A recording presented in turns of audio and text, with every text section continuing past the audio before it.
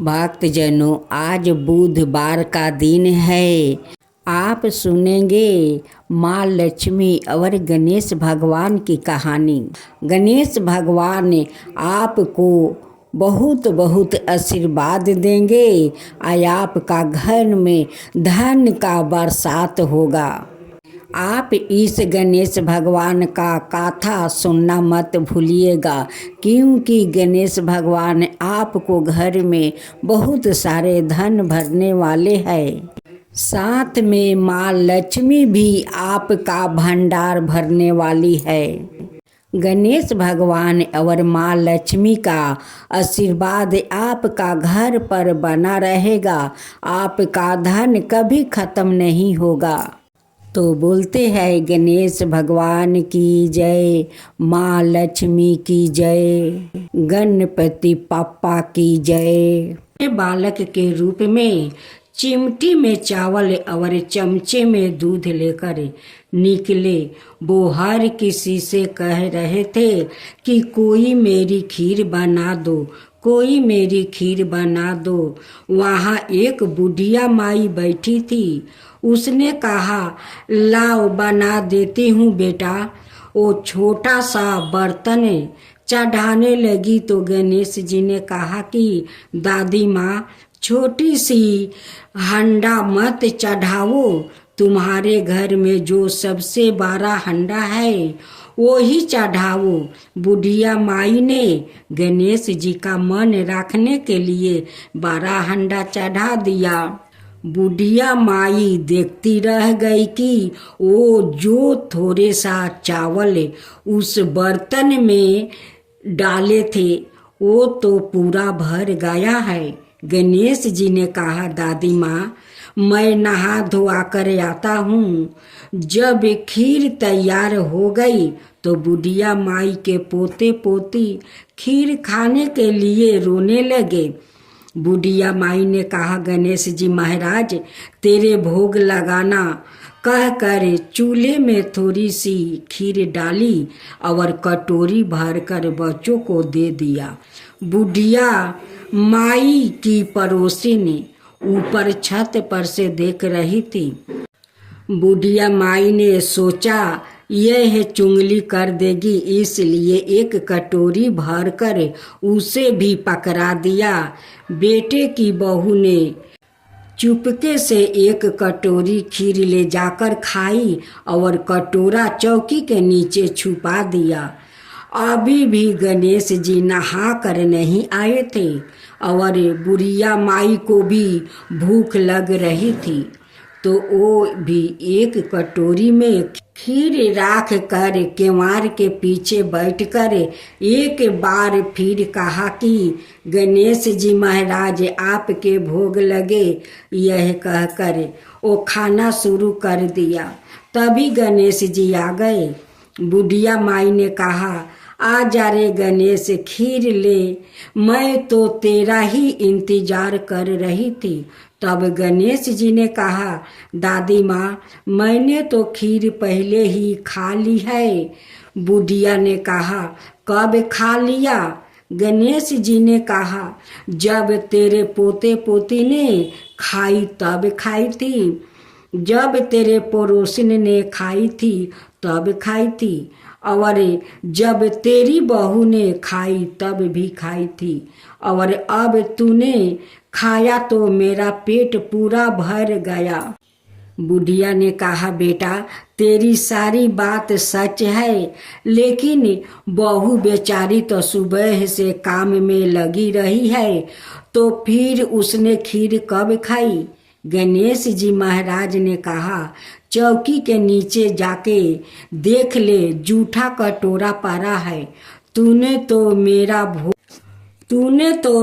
भोग तो लगाई, वो तो बिना भोग के ही खा गई।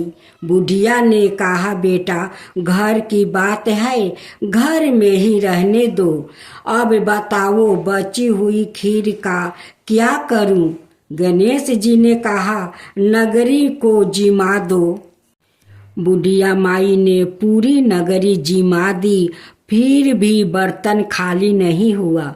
जब राजा को यह बात पता चला तो राजा ने बुढ़िया माई को बुलाया और कहा, क्यों री बुढ़िया, ऐसा बर्तन तेरे घर पर कहाँ से आया? ऐसा बर्तन तो राजमहल में होना चाहिए। बुढ़िया ने कहा, राजा साहेब, इस बर्तन को आप ले लो। राजा जी ने खीर का बर्तन महल में ले गया। लाते ही खीर में कीड़े मकोड़ा बिच्छू कीचड़ हो गया और दुर्गंध आने लगी। यह देख कर राजा ने बुढ़िया से कहा, बुढ़िया, बर्तन वापस ले जा, जा, तुझे मैंने दिया। बुढ़िया ने कहा, राजा साहेब, आप देते तो पहले ही कभी दे देता। यह बर्तन तो मुझे मेरा गणेश जी ने दिया है। बुढ़िया ने बर्तन वापस लिए। लेते ही सुगंधित खीर हो गई। घर आकर बुढ़िया ने गणेश जी से कहा, बची हुई खीर का क्या करे? गणेश जी ने कहा, बची हुई खीर को झोपड़ी के कोने में खाड़ा खोद कर गाड़ दो। उसी जगह सुबह उठकर वापस खोदोगी तो धन के 2 चारे मिलेगा। ऐसा कहकर गणेश जी अंतर ध्यान हो गए। जाते समय झोपड़ी के लात मारते हुए गए तो झोपड़ी के जगह पर महल हो गया। सुबह बहू ने कवारा लेकर पूरे घर को खोद दिया तो कुछ भी नहीं मिला। बहू ने कहा, सासू, थारो गणेश जी तो झूठो है। सास ने कहा, बहू, मारो गणेश जी झूठो तो नहीं है, ला मैं खोदूं। वो सुई लेकर खोदने लगी तो टन टन करते 2 धन के चारे निकल आए। बहू ने कहा, सासू जी, गणेश जी तो सचो ही है। सास ने कहा, गणेश जी तो भावनाओं का भूखा है। हे गजानंद गणेश जी महाराज, जैसे आपने बुढ़िया को दिया वैसे सबको देना। विनायक जी की कहानी कहने वाले, हुंकार भरने वाले और आस पास के सभी सुनने वाले सबको देना। अब आप सुने माँ लक्ष्मी की कथा। एक बूढ़ा ब्राह्मण था। वो रोज पीपल को जल से सींचता था। पीपल में से रोज एक लड़की निकलती है और कहती है, पिताजी, मैं आपके साथ जाऊंगी। यह सुनते सुनते बूढ़ा दिन पर दिन कमजोर होने लगा। तो ब्राह्मणी ने पूछा कि क्या बात है? ब्राह्मण बोला कि पीपल से एक लड़की निकलती है और कहती है कि वो भी मेरे साथ चलेगी। ब्राह्मणी बोली कि कल ले आना उस लड़की को। जहाँ 6 लड़कियाँ पहले से ही हमारे घर में है, वो 7वीं लड़की और सही। अगले दिन ब्राह्मण उस लड़की को घर ले आया। घर लाने के बाद ब्राह्मण आटा मांगने गया तो उसे पहले दिनों की अपेक्षा आज ज्यादा आटा मिला। जब ब्राह्मणी वो आटा सानने लगी तो लड़की ने कहा कि लाओ माँ, मैं सान देती हूँ। जब वो आटा सानने बैठी तो परात भर गई। उसके बाद माँ खाना बनाने जाने लगी तो लड़की बोली कि आज रसोई में मैं जाऊंगी। तो ब्राह्मणी बोली कि ना, तेरे हाथ जल जाएंगे। लेकिन लड़की नहीं मानी और वो रसोई में खाना बनाने गई तो उसने तरह तरह के 36 व्यंजन बना डाली और आज सभी ने भर पेट खाना खाया। इससे पहले वो आधा पेट भूखे खाकर रह जाते थे। रात हुई तो ब्राह्मणी का भाई आया और कहने लगा कि दीदी मैं तो खाना खाऊंगा। ब्राह्मणी परेशान हो गई कि अब खाना कहाँ से लाऊंगी। लड़की ने पूछा कि माँ क्या बात है। उसने कहा कि तेरा मामा आया है और रोटी खाएगा, लेकिन रोटी तो सबने खा ली है, अब उसके लिए कहाँ से लाऊंगी। लड़की बोली कि मैं बना दूंगी और वो रसोई में गई और मामा के लिए 3600 व्यंजन बना दिया। मामा ने भर पेट खाया और कहा भी कि ऐसा खाना इससे पहले उसने कभी नहीं खाया है। ब्राह्मणी ने कहा कि भाई तेरी पौनी भाजी है, उसी ने बनाया है। शाम हुई तो लड़की बोली कि माँ चौका लगा के दिया जला देना, कोठे में मैं सोऊंगी। ब्राह्मणी बोली कि ना बेटी तू डर जाएगी, लेकिन वो बोली कि ना मैं ना डरूंगी, मैं अंदर कोठे में ही सोऊंगी। चाहे कोठे में ही जाकर वो सो गई। आधी रात को लड़की उठी और चारों ओर आंख फाड़ी तो धन ही धन हो गया। वो बाहर जाने लगी तो एक ब्राह्मण ने सो रहा था। उसने देखा तो कहा कि बेटी तू कहाँ चली। लड़की बोली कि मैं तो दलिद्रता दूर करने आई थी, अगर तुम्हें दूर करवानी है तो करवा लो। उसने ब्राह्मण के घर में भी आँख से देखा तो चारों ओर धन ही धन हो गया। सुबह सवेरे सब उठे तो लड़की को ना पाकर ढूंढने लगे कि पौनी बेटी कहाँ चली गई। ब्राह्मण बोला कि वो तो लक्ष्मी माता थी जो तुम्हारे साथ मेरी दलिद्रता भी दूर कर गई। हे लक्ष्मी माता, जैसे आपने उनकी दलिद्रता दूर की वैसे ही सबकी करना। भक्तजनों, पहले हम सब कुछ तुलसी माता का विवाह के नियम सुनते हैं, उसके साथ में कथा सुनते हैं। हिंदू धर्म के अनुसार हर साल कार्तिक शुक्ल पक्ष की एकादशी को तुलसी विवाह मनाया जाता है। इस दिन पूरे हिंदू रीति रिवाज से माता तुलसी और भगवान शालिग्राम का विवाह कराया जाता है। इस विवाह को कराने पर ऐसा माना जाता है कि इससे न केवल माता तुलसी बल्कि भगवान विष्णु को भी आशीर्वाद मिलता है। हिंदू धर्म के अनुसार तुलसी विवाह बहुत महत्वपूर्ण है। इस दिन भगवान विष्णु अपनी 4 महीने की निद्रा से जागते हैं, जिसके बाद भगवान विष्णु के शालिग्राम रूप से माता तुलसी का पूरे विधि विधान से विवाह कराया जाता है।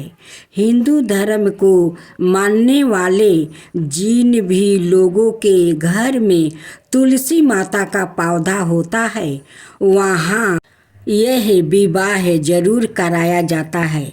इसी विवाह के उपरांत से ही भारत में फिर से शुभ काम होने लगते हैं। ऐसा माना जाता है कि जिन लोगों के पास बेटी नहीं होती, वो माता तुलसी का विवाह कराकर और उनका कन्यादान कर पुण्य प्राप्ति करते हैं। अब आप कथा सुने। माता तुलसी का असली नाम बिंदा था। उनका जन्म राक्षस कुल में हुआ था, लेकिन वो श्री हरि विष्णु की परम भक्त थी। बिंदा जब बड़ी हुई तो उनका विवाह जलंधर नाम का असुर से करवा दिया गया। बिंदा भगवान विष्णु की परम भक्त थी ही साथ ही वो पतिव्रता स्त्री भी थी। उनकी भक्ति और पूजा के कारण उनका पति जलंधर अजय होता गया और इसके चलते उसे अपनी शक्तियों पर अभिमान हो गया और उसने स्वर्ग पर आक्रमण कर देवी कन्याओं को अपने अधिकार में ले लिया। इससे क्रोधित होकर सभी देव भगवान श्री हरि विष्णु की शरण में गए और जलंधर के आतंक का अंत करने की प्रार्थना की। परंतु जलंधर का अंत करने के लिए सबसे पहले उसकी पत्नी बिंदा का सतीव्रता भंग करना अनिवार्य था। भगवान विष्णु ने अपनी माया से जलंधर का रूप धारण कर बिंदा के पतिव्रता धर्म को नष्ट कर दिया और इसके परिणाम स्वरूप जलंधर की शक्ति छीन हो गई और वो युद्ध में मारा गया। लेकिन जब बिंदा को श्री हरि के छल का पता चला तो उन्होंने भगवान विष्णु से कहा, हे नाथ, मैंने आजीवन आपकी आराधना की, आपने मेरे साथ ऐसा कृत्य कैसे किया? इस प्रश्न का कोई उत्तर श्री हरि नहीं दे पाए और तब बिंदा ने भगवान विष्णु से कहा कि आपने मेरे साथ एक पाषाण की तरह व्यवहार किया है। मैं आपको श्राप देती हूँ कि आप पाषाण बन जाए। यह कहते ही भगवान श्री हरि पत्थर समान हो गया और दृष्टि का संतुलन बिगड़ने लगा। तब देवताओं ने बिंदा से याचना की कि वो अपना श्राप वापस ले ले। भगवान विष्णु भी बिंदा के साथ हुए छल से लज्जित थे और अंत में उन्होंने भगवान विष्णु को क्षमा कर दिया और भगवान विष्णु को श्राप मुक्त कर दिया। जलंधर के साथ सती हो गई। बिंदा की राख से एक पौधा निकला जिसे श्री हरि विष्णु ने तुलसी नाम दिया और वरदान दिया कि तुलसी के बिना मैं किसी भी प्रसाद को ग्रहण नहीं करूँगा। मेरे शालिग्राम रूप से तुलसी का विवाह होगा और कालांतर में लोग इस तिथि को तुलसी विवाह करेंगे। उन्हें सुख और सौभाग्य की प्राप्ति होगी। अब तुलसी विवाह पूजा विधि। तुलसी विवाह के दिन सूर्योदय से पूर्व ही उठकर नृत्य क्रियाओं से निवृत्त होकर स्नान करे और साफ सुथरे वस्तु धारण करे। इसके बाद तुलसी जी को लाल रंग की चुनरी चढ़ाए और उन्हें श्रृंगार की सभी वस्तुओं अर्पित करे। यह सब करने के बाद शालिग्राम जी को तुलसी के पौधे में स्थापित करें। इसके बाद पंडित जी के द्वारा तुलसी और शालिग्राम का पूरे रीति रिवाज से विवाह करवाया जाता है। विवाह के समय पुरुष को शालिग्राम और स्त्री को तुलसी जी को हाथ में लेकर 7 फेरे कराने चाहिए और विवाह संपन्न होने के बाद तुलसी जी की आरती भी करनी चाहिए।